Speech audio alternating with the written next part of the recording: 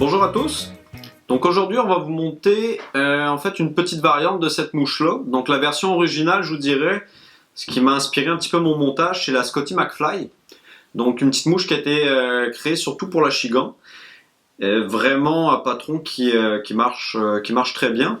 Le blanc, je vous dirais, moi je l'ai essayé, ça marche quand même très bien. C'est toujours une valeur qui est sûre, mais je vous dirais, j'ai eu beaucoup plus de résultats sur les rivières qu'on a dans la région, nous ici, avec cette couleur. Donc vraiment un petit mélange, je vous dirais, de olive, puis surtout le cuivre. Honnêtement, pour la Chigan, le doré, c'est vraiment une couleur qui, moi je trouve, est ultra efficace, avec un petit peu d'orange.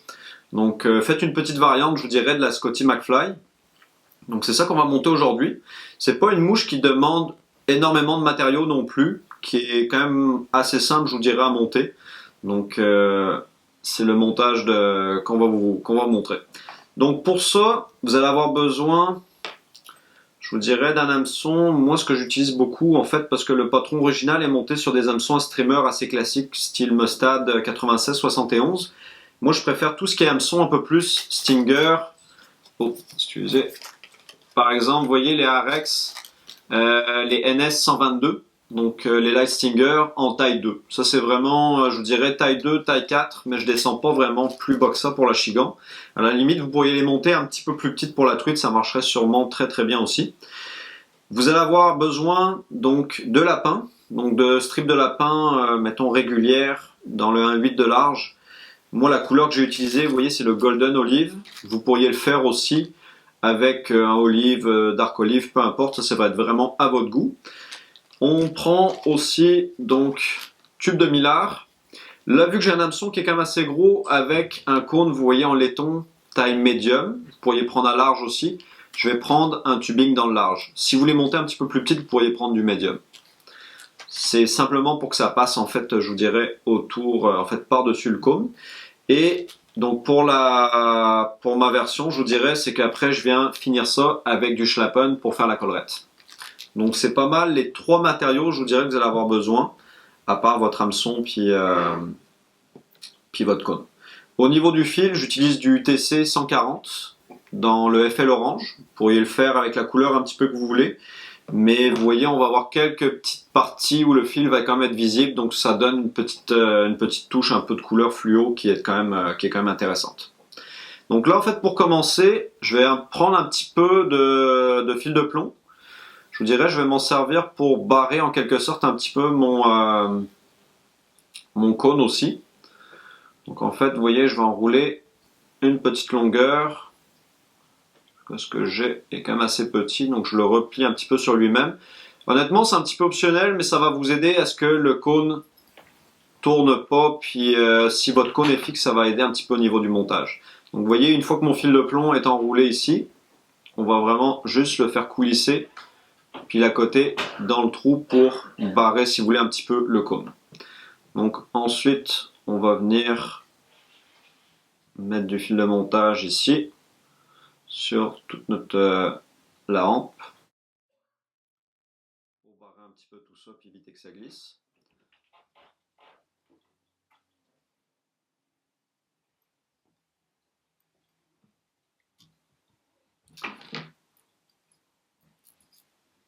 Donc, première étape, une fois que votre cône, vous voyez, est fixe comme ça, puis que vous avez recouvert votre hameçon, on va prendre une petite longueur de strip de lapin pour faire votre queue. Donc, je vous dirais, en fait, vous allez prendre à peu près la longueur du cuir, vous allez prendre à peu près la longueur de votre hameçon. Vous voyez, je viens juste dégager un petit peu les poils pour être capable de faire une belle coupe sans tout couper. Donc vous voyez, là j'en ai même un petit peu long. Je vais prendre simplement ça, ça va suffire largement. Donc, on va couper notre cuir. Je vais venir installer donc la queue. Puis je viens toujours couper un petit peu en fait la partie en haut là, de votre lanière. Moi je la coupe légèrement en pointe. Ça enlève un peu de matériau, ça fait un montage, je vous dirais, qui est un petit peu plus affiné, puisque des fois du lapin, ça fait quand même de quoi d'assez volumineux. Donc, Vous voyez, on va simplement venir accrocher en fait notre strip. Donc, vous voyez à peu près la queue, justement, on va faire la même longueur à peu près que notre hameçon. Donc on vient bien accrocher notre lapin. Donc deuxième étape, on va venir se découper un petit morceau de tube de millard. Donc là, comme je vous dis, c'est du large. Pareil, on va venir apprendre, je vous dirais à peu près, vous voyez la longueur de votre hameçon. La longueur totale en arrière de la courbe, ça va largement suffire. Je préfère utiliser une grosse pince coupante, je vous dirais, parce qu'un ciseau, vous allez le maganer assez vite à couper du tube de millard avec ça. Donc le tube de millard, vous avez une petite corde à l'intérieur. Donc vous voyez, ça, on vient l'enlever. Dès qu'on tire un petit peu dessus, ça s'enlève très bien. Puis donc, pour l'installer, je vais venir d'abord faire un petit nœud de finition ici. On va vernir d'ailleurs avant. Puis ensuite de ça, on va pouvoir installer notre millard puis l'attacher. Donc vu qu'on l'installe sur un corps, vous allez voir, on va juste mettre deux petits points d'ancrage en fait. Donc, le lapin, vous voyez, on va rentrer en fait notre tube de millard ici. On le rentre un petit peu plus loin parce que vous allez voir en fait en l'attachant, on va l'attacher à peu près là où vous avez attaché votre strip de lapin. Donc vous voyez, mettons, là je vais être à peu près vis-à-vis de l'ardillon en général. Vous voyez de mon hameçon, légèrement même en avant de mon ardillon. Donc là je viens faire quelques tours sur place. Ce qu'on veut pas c'est accrocher, en fait attacher notre tube de millard sur une bonne longueur. Là, on veut vraiment juste l'attacher sur une petite surface. On vient se faire quelques tours avec le finisseur de nœud.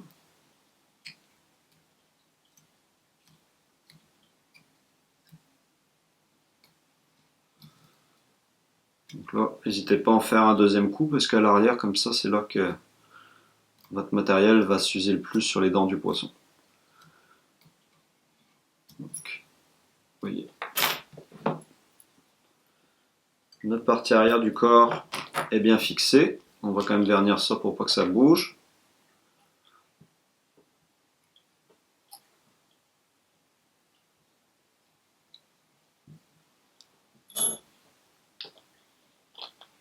Vous voyez, une fois qu'on est là, en fait, on va venir refixer l'avant de notre corps. Donc là, on va venir se repogner, mais juste en arrière de notre cône. Donc on fait le même principe. Vous voyez, notre cône, on va le sentir en fait en arrière justement sur notre corps. Avec nos doigts, on va vraiment venir s'accoter ici.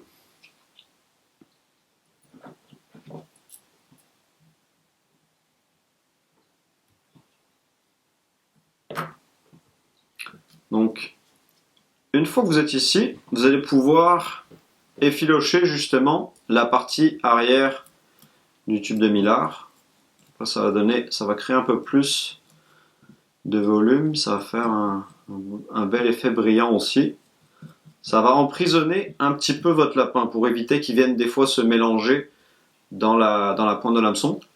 Mais ce qu'on veut pas, c'est qu'il soit trop long et qu'il vienne comme trop englober non plus le lapin. Donc vous voyez à peu près comme ça va être parfait. Et la partie que vous allez avoir en avant ici, ça en fait, si vous voulez, on va la rabattre après. Donc si vous la laissez trop longue, c'est que ça va recouvrir tout votre corps, ce qui peut des fois ne pas être mauvais. Moi je vous dirais, je vais préférer des fois ne pas l'avoir trop longue. Donc là par exemple, je vais simplement remettre une petite strip de lapin. Donc là par exemple, vous voyez, pareil, je l'ai recoupé déjà un petit peu en biseau la partie en haut. La partie en avant, je vais venir l'accrocher. Vous voyez vraiment juste sur le devant. On s'assure qu'elle soit vraiment sur le dessus de l'hameçon, pas de travers. Vous voyez, et une fois en fait qu'on est comme ça, là on va venir rabattre notre tubing par-dessus. Donc là il est un petit peu trop long à mon goût. Je vais simplement le raccourcir un peu. Vous voyez, je vais le défaire.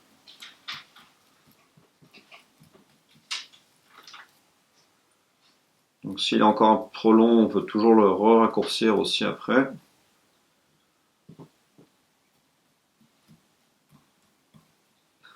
Donc là en fait vous voyez, une fois qu'il est bien défait, on va essayer de le rabattre comme ça. Puis on va venir donner un petit tour ou deux. Vous voyez, vers l'arrière. Donc là ça nous fait un petit bourrelet, puis en fait ça va nous laisser juste assez de place en arrière du tube pour venir faire en fait notre collerette en schlappen. Donc là, le schlappen, vous voyez, là j'ai trouvé une plume qui était quand même assez fine. Donc on va se faire de quoi, je vous dirais, moi je préfère en fait juste que ça recouvre un petit peu le tube de Millard. Donc tout ce qui est trop long, en fait je l'enlève tout de suite, ça va aider. Vous voyez en fait tout ce qui va être vraiment la partie trop basse, je l'enlève. On va se dégager, vous voyez, un petit V comme ça. Je vais recouper un petit peu en fait ma plume. Je vais venir l'attacher ici en avant. On l'attache bien comme il faut. Puis là, on va pouvoir venir enrouler notre collerette.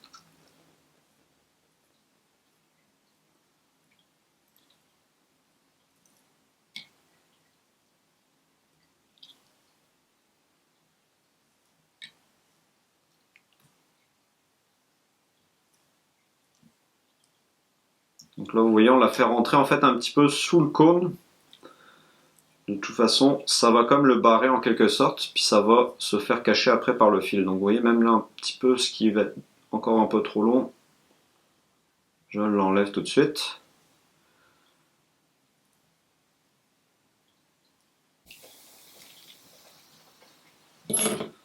Tac.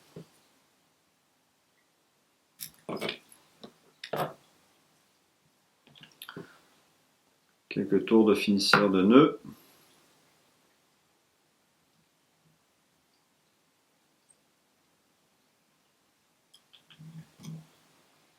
Donc c'est là, justement, le finisseur de nœud, vous avez vu, j'ai deux tailles. Là, j'ai un petit, puis un grand. Le petit va être parfait pour finir vos mouches comme habituellement. Mais dès que vous voulez faire, souvent, en fait, le premier tour de finisseur de nœud qui est comme à l'arrière, des fois, avec un petit comme ça, vous êtes un petit peu limite, surtout quand vous avez l'autre tubing qui dépasse beaucoup en avant.